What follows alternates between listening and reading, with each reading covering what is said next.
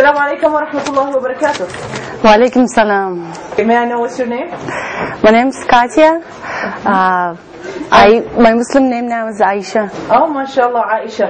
I want to ask you, Aisha, what were you before you became Muslim? I was Russian Orthodox. I was Christian. Mashallah. So you are actually from Russia. You were born there? Yes, I was born in Russia, in Omsk, and then I came here. So I've been here for about 12 years. Mashallah. And how long have you been Muslim? About a year and a half. MashaAllah. What kind of person were you before Islam? Were you a religious Christian or just an agnostic Christian, or what kind of person? I think I would have been more religious if my family was. My family was not really that religious, so when I came here, I was looking for this.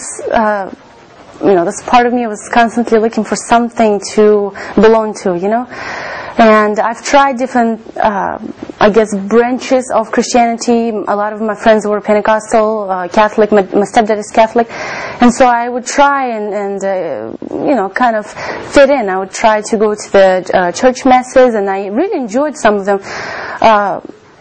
And I'm not trying to say anything bad about people, but I did find a lot of, and this is everywhere, but I did find a lot of hypocrisy.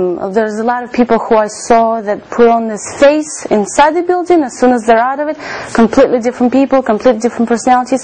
So that kind of really pushed me away from a lot of religious groups, And then I don't know, it's just in different religions besides Islam, there's a lot of things that don't fill up these gaps, and there's a lot of questions that are left unanswered. Aisha, I want to ask you, now what was the key for you to become a Muslim? What was have you seen a Muslim before in Russia, or is that something that, what really made you to think about Islam as a religion? Maybe I have seen Muslims in Russia. I've never seen a hijabi. I wear a hijab. I've never seen a woman covered. So perhaps there were Muslims, not that I've ever seen any who were covered, who were obvious to the eye. But I had a friend, her name is Salali, in high school, and she was the only girl that I've ever seen who was covered. And to be honest with you, I was never thinking I respect her religion and I'm proud of her because she's got this faith. Actually, it was the other way around. I always thought it was kind of strange, I said, okay. She's weird. Yeah, maybe not as much as weird, but I always found it strange. I said, she's the only one. And in a way I thought, okay, good for her, whatever makes her, go for it. But it was rather interesting. And I've had some friends, but they weren't as religious as maybe some Muslims you meet. And the best thing I've learned when I began to research about Islam is somebody said to me, do not judge Islam by a Muslim, because Islam there's one pure thing. But Muslims, there's so many different color, different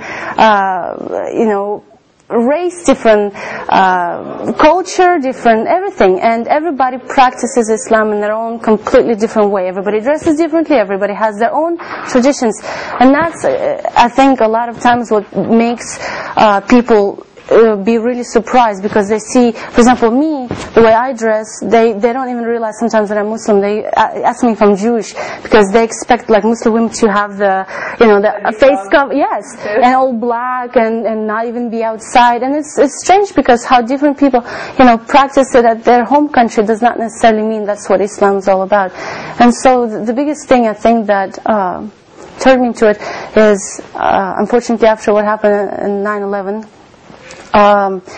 Along with all the rest of my classmates, my high school, because this happened when I was in high school in J.J. Pearson, everybody started pointing fingers, and everybody started spreading these rumors and automatically believing that this one particular group is the one to blame for every problem in the world, especially 9/11.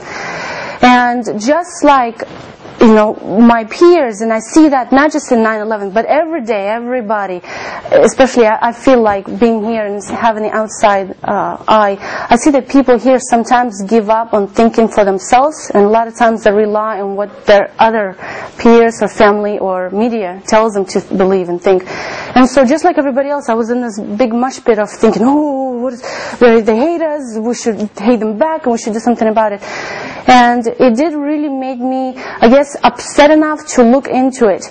And alhamdulillah, I think that things do happen for a reason. And I'm not saying that such a horrible thing happened for me, but by the way, you're not the only one who became Muslim just because of 9/11. There's many people, actually, it was like the whole turnaround that people start to know and start to question about Islam. So this is normal for you to come and question what is Islam after 9/11. Because, like I said, I had some friends, not so close to me, I had some friends in high school who were Muslims, people I would never even think that would even do such thing or even think. So here's a group of people pointing their fingers at Muslims, and I was like, okay, I want to be one of those people who points, but I want to know why I'm pointing. I want to know why I'm blaming these Muslims.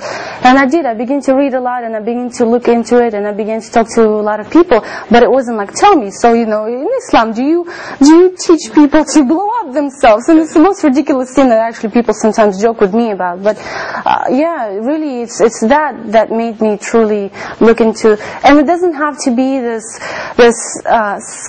scholar. Is that even the right word? Scholarly study of Islam. It doesn't have to be anything huge. You don't have to go attending classes. Little bitty 5-page booklets that teaches you why you should wear hijab. Pure modesty. And why, and this kind of stuff. Little by little steps really make you.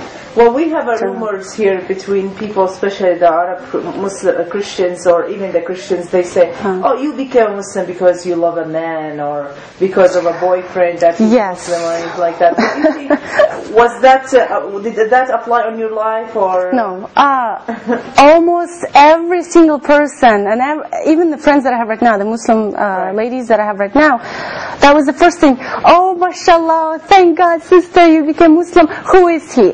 Who's who? Who is the man who brought you? And everybody thought that it's either some kind of boyfriend relationship or fiancé, and I said, no way. And I mean, I'm telling you, even the sisters, the friends that I have right now, everybody was kind of like in surprise, like, really? There's nobody, no marriage, nothing involved? And I was like, no, I mean, it really sometimes takes a person, you don't have anything to do on Friday night. Pick it, you have internet, find out, not about what people say, but what it's supposed to be. And so it's really just my interest. No, it wasn't in kind of friends. Now, how